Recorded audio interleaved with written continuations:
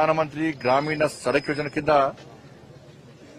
Dammannapeta to Kacharam via Kalvakota Rangapur రోడ్కు 2,40,00,000తోని ఇవాళ ఆ road పనులను ఇవాళ ప్రారంభించడం జరిగింది. దానిలో బ్రిడ్జ్ కూడా 1,80,00,000తో బ్రిడ్జ్, 1,80,00,000తో బ్రిడ్జ్. దాంతోపాటు ఎంపీ ల్యాడ్స్ దాదాపు 50,00,000తో ఎంపీ ల్యాడ్స్ కూడా ఇలా అంతర్గత రోడ్లను మిగతా రోడ్లను కూడా ఈరోజు ప్రారంభించుకోవడానికి ఈరోజు రావడం జరిగింది. ఇలా కేంద్ర ప్రభుత్వం ఇలా కరీంనగర్ పార్లమెంట్ నియోజకవర్గంలో ఈజీఎస్ సంబంధించి మాక్సిమం అన్ని గ్రామ పంచాయతీలకు కూడా ఈజీఎస్ ద్వారా అనేక ప్రాంతాల్లో రోడ్లను వేసే ప్రయత్నం చేసినాం. నేను పార్లమెంటు సభ్యునిగా గెలిచిన తర్వాత ఇలా సిఆర్ఎఫ్ సంబంధించి ఈ నియోజకవర్గం కూడా దాదాపు 2 రోడ్లను వేయడం జరిగింది. 219 కోట్లతో సిఆర్ఎఫ్ నిధులు రోడ్లు వేసారు. సిఆర్ఎఫ్ నిధులతో ఈజీఎస్ నిధులతో దాదాపు అన్ని గ్రామ పంచాయతీలకు కూడా ఈజీఎస్ నిధులిచ్చి రోడ్లను వేయించే ప్రయత్నం చేయడం జరుగుతున్నది. కరీంనగర్ జగిత్యాల్ నేషనల్ హైవేకు 2,146 కోట్లతో ఆల్రెడీ పనులు ప్రారంభమైనాయి. కరీంనగర్ జగిత్యాల్ 2,156 కోట్లతో ఇవాళ టెండర్ ప్రాసెస్ కు అతి త్వరలో టెండర్ ప్రాసెస్ కూడా స్టార్ట్ చేయబోతున్నాం. కరీంనగర్ రైల్వే స్టేషన్ కు 51 కోట్లతో అభివృద్ది చేసినాం. కరీంనగర్ ఆర్ఓబికి 154 కోట్లు. ఈ ఈజీఎస్ నిధులను కూడా దాదాపు 650 కోట్లతో కూడా అభివృద్ది చేసే ప్రయత్నం చేస్తున్నాం. నేను పార్లమెంటు సభ్యునిగా గెలిచిన తర్వాత దాదాపు 20,000 కోట్ల రూపాయల నిధులను ఈ కరీంనగర్ పార్లమెంటు నియోజకవర్గానికి తీసుకురావడం జరిగింది. కాబట్టి రాబోయే రోజుల్లో కూడా ఇంకా నిధులు తీసుకొచ్చి వాళ్ళ పీఎంసీ స్కూల్స్ కూడా చాలా లాభం. పీఎంసీ స్కూల్ అంటే ఒక్కొక్క పాఠశాలకు 20 లక్షల నుంచి ఇంకా 2 కోట్ల వరకు కూడా నిధులు ఇస్తుంది. కేంద్ర ప్రభుత్వం డైరెక్ట్ నిధులు ఇస్తుంది. ఇట్లా అనేక రకాల అభివృద్ది చేసే ప్రయత్నం చేస్తున్నాం. తప్పకుండా రాజకీయాల గురించి ఎక్కడ మాట్లాడకుండా, రాజకీయాల తావు లేకుండా అభివృద్ది కార్యక్రమంలో అందరం కలిసిమెలిసి ముందుకు పోయే ప్రయత్నం చేస్తున్నాం. నిన్న హుజాబాద్ లో కూడా స్థానిక శాసనసభ్యులు కౌశిక్ రెడ్డి గారితో కలిసి అభివృద్ది కార్యక్రమం ప్రారంభించినాం. మన చొప్పదండి నియోజకవర్గంలో కూడా గౌరవ ఎమ్మెల్యే సత్యం గారితో కూడా అభివృద్ది పనులు ప్రారంభోత్సవం చేసినాం. గతంలో కవంపల్లి సత్యనారాయణ గారితో కూడా మనకోట ఎమ్మెల్యేతో కూడా అభివృద్ది పనులు ప్రారంభించే ప్రయత్నం చేసినాం. పొన్నం ప్రభాకర్ గారు నేను కూడా అభివృద్ది పనులు ప్రారంభించే మన వర్షం కారణంగా అవి వాయిదా వేయడం జరిగింది. కానీ ఎక్కడ పోయినా కూడా రాజకీయాలతో సంబంధం లేకుండా, రాజకీయాలకు తావేయకుండా ఇలా కరీంనగర్ పార్లమెంటును అందరం కలిసిమెలిసి అభివృద్ది చేసే ప్రయత్నం చేస్తా ఉన్నాం. దాంతోపాటు ఈరోజు హైడ్రా కమిషనర్ అధికారి ఒక ట్వీట్ చేసిండు. ఆయన ఏంటంటే అక్బరుద్దీన్ ఓవైసీ కళాశాలను దాని జోలి కోరట, జోలి పోతే అన్యాయం జరుగుతుందట. పాపం ఈయనకి ఏం అన్యాయం గుర్తొచ్చిందో ఆయనకి ఏం తెలిసిందో మనకు అర్థం కాలేదు. ఒక అధికారి ఒక పార్టీకి వత్తాసు పలకడం ఇంతకంటే మూర్ఖత్వం ఇంకోటి కాదు. మరి ఈ అధికారి ఆలోచన రాష్ట్ర ముఖ్యమంత్రి గారు స్పష్టం చేయాలి. ఆయన అది ఆలోచన రాష్ట్ర ప్రభుత్వం యొక్క నిర్ణయమా లేకుంటే ఆ అధికారి యొక్క సొంత నిర్ణయమా స్పష్టం చేయాల్సిన బాధ్యత రాష్ట్ర ప్రభుత్వం మీద ఉంది. ఎందుకు అక్బరుద్దీన్ కు కొమ్ములు ఏమన్నా ఎందుకు ఇవ్వాలి ఎగ్జామ్షన్ వాళ్ళకు? వాళ్ళ మూసీ పరివారక ప్రాంతంలో చెరువులు, శిఖంలు ఆ ప్రాంతంలో తెలియక కష్టపడి పోగు చేసుకున్న డబ్బులతోని చిన్న చిన్న గుడిసెలు వేసుకుని చిన్న చిన్న ఇళ్లు కట్టుకున్నటువంటి వేలాది గుడిసెలను ఇళ్లను కూల్చేసినటువంటి హైడ్రా అధికారులు ఈ తెలంగాణలోని కాంగ్రెస్ పార్టీ ప్రభుత్వం వాళ్ళ ప్రాణాలు కావు, వాళ్ళ ఆస్తులు కావు, వాళ్ళ విలువ లేదుగా. వాళ్ళేమో కూల్స్తారట, వాళ్ళకు నష్టం జరగదట, వాళ్ళ పట్ల మానవత్వం లేదట. వీళ్ళకు ఈ కాంగ్రెస్ పార్టీ ప్రభుత్వానికి అధికారులకు మానవత్వం లేదట. అక్బరుద్దీన్ ఓవైసీ కాలేజీలో మాత్రం 10,000 మంది స్టూడెంట్స్ ఉన్నారట. దాన్ని కూల్స్తే సల్కం చెరువులో ఉంది. అది ఇది నేను చెప్పింది కాదు. ఈ రాష్ట్ర ప్రభుత్వం సల్కం చెరువులో అక్బరుద్దీన్ ఓవైసీ కళాశాల నిర్మాణం జరిగింది అని చెప్పి రాష్ట్ర ప్రభుత్వమే స్పష్టం చేసింది. చేసినప్పుడు కూల్చాలనా లేదా మీరు చెప్పండి అన్న. వాళ్ళ గత ఏడాది నోటీస్ ఇచ్చారు. నోటీస్ ఇచ్చినప్పుడు ఏం చేయాలి రాష్ట్ర ప్రభుత్వం? మీరు ఈ విద్యా సంవత్సరానికి అవకాశం ఇస్తున్నాం, నెక్స్ట్ విద్యా సంవత్సరానికి మీ కాలేజ్ ఉంచమని చెప్పాలి. ఎందుకు చెప్పిన ప్రభుత్వం చెప్తే ఆ విద్యార్థులు అందరూ కూడా వేరే కళాశాలలో షిఫ్ట్ చేసేవాళ్ళు కదా, చెప్పరు. ఇది ఓట్ బ్యాంక్. ఎంఏం పార్టీ కొమ్ము కాస్తే ఓట్ బ్యాంక్ ఎందుకు కూల్చుతారు? పేదల ఇళ్లకు ప్రాణాలకు విలువ లేదా? పేదల ఆస్తులకు విలువ లేదా? వాళ్ళ పట్ల మీకు మానవత్వం లేదా? ఒక్క ఓవైసీ కుటుంబం పట్లనే మానవత్వం ఉందా? వాళ్ళ ఆస్తులు వాళ్ళలో చదువుకునే విద్యార్థులు మాత్రమే. ఇలా విద్యార్థులకు అన్యాయం చేయాలని కోరుతలే మేము. విద్యార్థులకు న్యాయం చేయాల్సిందే. ఇతర కాలేజీ షిఫ్ట్ చేయాలి. ఆ దమ్ము లేదు రాష్ట్ర ప్రభుత్వానికి. ఇలా కానిస్టేబుల్ మీద దాడి చేస్తారు, వాళ్ళకు ఒత్తాస వస్తుంది ప్రభుత్వం. జాగాలు కబ్జా చేస్తారు వాళ్ళకు ఒత్తాస వస్తుంది ప్రభుత్వం. ఓవైసీ కుటుంబానికి ప్రైవేటు జాగాలు కబ్జా చేస్తారు, వాళ్ళకు ఒత్తాస వస్తుంది ప్రభుత్వం.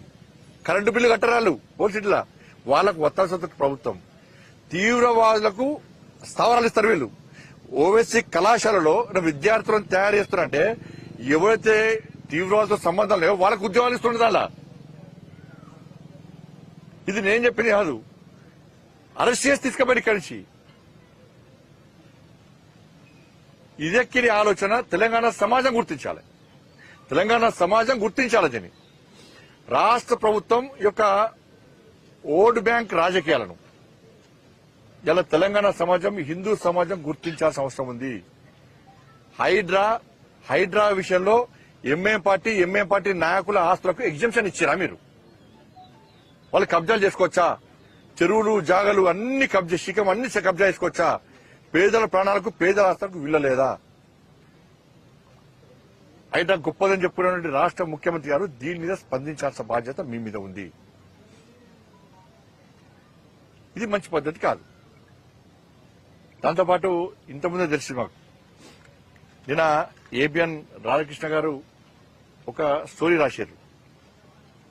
సరే, ఒక టీవీ ఒక ఛానల్ కాదు, మొన్ననే మహా టీవీ ఛానల్ మీద దాడులు చేశారు. మళ్ళా ఈ రోజు కేసీఆర్ జాగిరా తెలంగాణ అని చెప్పి ఒక ఎడిటోరియల్ రాస్తే ఏబిఎన్ ఆంధ్రజ్యోతి మీద దాడి చేస్తామని చెప్పి బీఆర్ఎస్ వాళ్ళు అన్నారట. ఇది మంచి పద్ధతి కాదు. దీని ప్రధాన కారణం ఎవరంటే రాష్ట్ర ప్రభుత్వం యొక్క చాటంతనం. ఇప్పుడు మహా టీవీ మీద దాడి చేసినప్పుడు ఈ రాష్ట్ర ప్రభుత్వం కఠినంగా వివరిస్తే, ఆ గుండాలను కఠినంగా శిక్షిస్తే ఈ పరిస్థితులు ఉత్పన్నం కావు. ఎందుకు తీసుకోరంటే వీళ్ళు వాళ్ళు ఒకటే, బీఆర్ఎస్ కాంగ్రెస్ ఒకటే. నువ్వు కొట్టినట్టు నేను ఏడ్చినట్టు చేస్తా అనేటువంటి ఆలోచనతో వీళ్ళిద్దరున్నారు. మహా టీవీ మీద దాడి చేసినటువంటి నిందితులను నామమాత్రంగా రిమాండ్ చేసి ఏదో కథం బెయిల్ ఇచ్చి కథం పంపించారు. బెయిల్ ఇచ్చే ఆస్కారం కావాలని రాష్ట్ర ప్రభుత్వం ఇచ్చింది. ఆ రోజు కఠినంగా వివరిస్తే ఇలా ఏబిఎన్ మీద దాడి చేస్తాం అనేవాళ్ళు కాదు. ధైర్యంగా మేము దాడి చేస్తామంటే నేను అడుగుతున్నా, ఇప్పటికే మరి రామచంద్రరావు గారు ఆదేశించారు యువమోర్చాలను. ఇలా బీఆర్ఎస్ పార్టీకి ఒక ఛానల్ ఉన్నది. ఇలా ఏబిఎన్ మీద మీరు దాడి చేసి చూపట్టండి. ఏబిఎన్ మీద దాడి చేసి చూపట్టండి. చుక్కలు చూపడతారు మామూలుగా యువమోర్చా కార్యకర్తలు రెడీ ఉన్నారు. మీకు అక్కడక్కడ 10 మంది 20 మంది వస్తారు. మీకు మామూలు 100 మంది ఉన్నారు. ఏబిఎన్ కాదు, ఏ ఛానల్ మీద దాడి చేసే ప్రయత్నం చేసినా బీఆర్ఎస్ లకు భారతీయ జనతా పార్టీ చుక్కలు చూపడుతున్న విషయాన్ని బీఆర్ఎస్ పార్టీ గుర్తించారు. నీ గుండాయిజం, నీ అయ్య గుండాయిజం ఈ తెలంగాణ రాష్ట్రంలో నడువు రాసిపెట్టుకున్నారు. ఇంకా నీ అయ్య జాగిరి, నీ జాగిరి ఉందని చెప్పి ఉవ్విలుడుతున్నారు. ఇంకా అహంకారంతో మాడుతున్నారు. మొన్న కేసీఆర్ కొడుకు చూస్తే బీజేపీ వాడు, కాంగ్రెస్ వాడు, కాంగ్రెస్ వాళ్ళు పడతారు, మీరు వాళ్ళు కూడా పడతారు.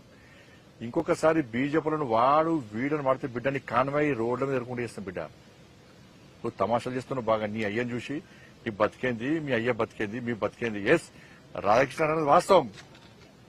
తెలంగాణ ఉద్యమం కంటే ముందు మీ ఆస్తిపాస్తులేంది, నీ కుటుంబ ఆస్తిపాస్తులేంది. 3 తల షర్ట్ వేసుకున్నావు నువ్వు. నీ కుటుంబం అంతా 3 తల షర్టు కింద రబ్బర్ చెప్పులు వేసుకుంటారు. మీరు ఫోటో చూపడతా. ఇవాళ మీ 1000 కోట్ల ఆస్తులు ఎక్కడి నుంచి వచ్చినాయి? 1000 కోట్ల ఆస్తులు ఎక్కడి నుంచి వచ్చినాయి నీకు? నువ్వు కేసీఆర్ కుటుంబం ఎన్ని లాంటి దెబ్బలు తిన్నది తెలంగాణ ఉద్యమంలో? ఎన్ని కేసుల్లో మీ మీద, ఎన్నిసార్లు జైలుకు మీరు మీ కుటుంబం?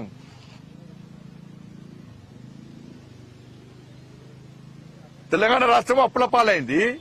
కేసీఆర్ కుటుంబము 1000 కోట్లు సంపాదించారు ఇవాళ. దుబాయ్ లో, మస్కట్ లో, అమెరికాలో మొత్తం పొట్టు వ్యాపారాలు చేస్తున్నారు. ఎక్కడ చేస్తే మీకు పైసలు చెప్పండి, వ్యాపారాలు చేసిరా? ఇలా ఉద్యమ సమయంలో ఈ కేసీఆర్ అనే వ్యక్తి ప్రచార రథం లోన్ తీసుకుంటే, లోన్ కట్టకుంటే ఈయన మెడల్ పట్టి కింద దించి ప్రచార రథం కూడా కూర్చుకపోయారు. ఈయన లోన్ తీసుకొని వెహికల్ కొనుక్కుంటే ఫైనాన్స్ పైసలు కట్టకుంటే ఫైనాన్స్ కూడా వచ్చి ఈయన మెడల్ పట్టి దించి ఆయన కారు కూడా గుంజుకపోయారు. ఫైనాన్స్ పైసలు కట్టలేని స్థితిలో ఉన్న కేసీఆర్ కుటుంబం ఇలా ఇన్ని 1000 కోట్ల రూపాయలు ఎక్కడి నుంచి వచ్చినాయి? నా కొడుకన్నా ఒక కాస్ట్లీ షర్ట్ వేసుకుంటే ఈ లుచ్చాగాళ్ళు, ఈ ఫాల్తీగాళ్ళు సోషల్ మీడియా పెట్టి ట్రోల్ చేసిన కేసీఆర్ కొడుకు ఎవరితో కొట్లాడుతాడో తెలుసా మీకు? కేసీఆర్ కొడుకు మా కొడుకుతో కొట్లాడతాడు. కేసీఆర్ కొడుకు నా కొడుకుతో కొట్లాడతాడన్న వాడి స్థాయి గది, అనే స్థాయి. కేసీఆర్ కొడుకు స్థాయి గది. అంటే మా పిల్లల గారు బట్టలు వేసుకోవద్దన్నా, కాస్ట్లీ బట్టలు వేసుకోవద్దన్నా, షూ వేసుకోవద్దన్నా, బండ్లు కొనుక్కోద్దన్నా, బిచ్చపులొక్క తిరగాలన్నా మేము. మా పిల్లలు ఒక్క కాస్ట్లీ షర్ట్ వేసుకుంటే బండి సంజయ్ 1000 కోట్లు సంపాదించిన ప్రచారం చేస్తాను ఈ ఫాల్తీగాళ్ళు సోషల్ మీడియాలో. నేను కొనక మొన్న ఇల్లు కొనుక్కున్నా. నేను సవాల్ చేస్తున్న కేసీఆర్ కుటుంబాన్ని, కేసీఆర్ కొడుకును, నువ్వు, నీ అయ్యా, మీ అమ్మ, మీ భార్య, పిల్లలందరూ రండి, అసలు ఏ గుడో పోదాం. నేను మా కుటుంబంతో సహా వస్తానని ప్రమాణం చేద్దాం. బినామీ ప్రాపర్టీస్ కూడా ప్రమాణం చేయాలి. బినామీ ప్రాపర్టీస్ కూడా ప్రమాణం చేయాలి. ఇలా రాధాకృష్ణ గారు మాట్లాడేది గదే మాట్లాడింది. ఇలా ఆ రోజు ఆంధ్రజ్యోతి దినపత్రిక మీ అయ్య ఉద్యమం చేయకుండా కూడా, మీ అయ్య తాగి ఫామ్ హౌస్ అన్నా కూడా తెలంగాణ ఉద్యమకారునిగా చూపట్టింది ఆంధ్రజ్యోతే. ఏబిఎన్ ఆంధ్రజ్యోతి చూపట్టింది ఆ రోజు ఏబిఎన్ మంచిది కాదు. ఆ రోజు మంచిది ఏబిఎన్, మంచి పత్రిక, మంచి ఛానల్, దమ్మున్న ఛానల్ అప్పుడు. కానీ ఇప్పుడు మాత్రం మంచిది కాదు. ఎందుకంటే నీ బండారం అంటే బయట అసలు నీ స్వరూపం బయట పట్టింది కాబట్టి. జేఏసోలు ధర్నాలు చేస్తే, బహిరంగ సభ పెడితే, సందర్భ రోడ్ సడేమేలక వీళ్ళు ఒక్కడే పింక్ కలర్ జెండా పెడితే ఇదే ఆంధ్రజ్యోతిలో టీఆర్ఎస్ పార్టీ బహిరంగ సభ రాశారు. ఆ రోజు మంచిది ఆంధ్రజ్యోతి ఏబిఎన్. ఈ రోజు మంచిది కాదు. కేసీఆర్ కుటుంబం ఎన్ని ఆస్తుపాస్తులు సంపాదించినా కూడా తెలంగాణ రాష్ట్రం రావాలి. అనేక మంది బలిదానం అయిపోయారు.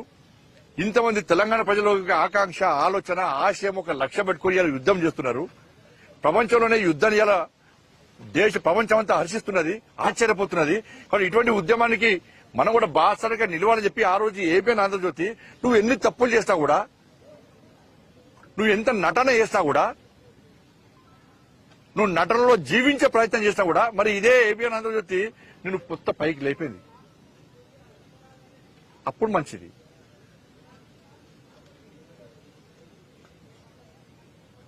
కాబట్టి రబ్బర్ చెప్పులు, ముడతల షర్ట్ వేసుకున్నటువంటి, కారులోను ప్రచార రథం లోన్ కూడా కట్టలేనటువంటి పరిస్థితుల్లో ఉన్నటువంటి కేసీఆర్ కుటుంబానికి ఇన్ని 1000 కోట్ల రూపాయలు ఎక్కడి నుంచి వచ్చినాయి?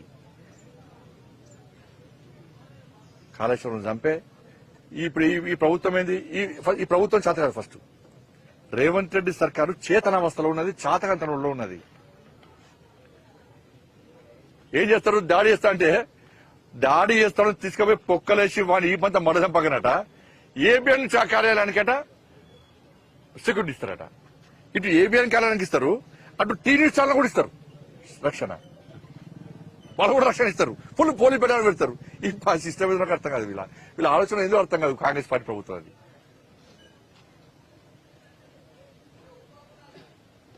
బేరస్తున్న వాళ్ళకు దొంగ కేసు పెట్టిన వాళ్ళకి పేపర్ లీకేజ్ అని చెప్పింది.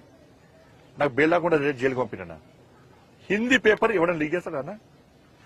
సాయంత్రం 8 గంటలకు కూడా కేసు పెట్టారు. నాకు బెయిల్ లేకుండా వేసింది కేసీఆర్ ప్రభుత్వం.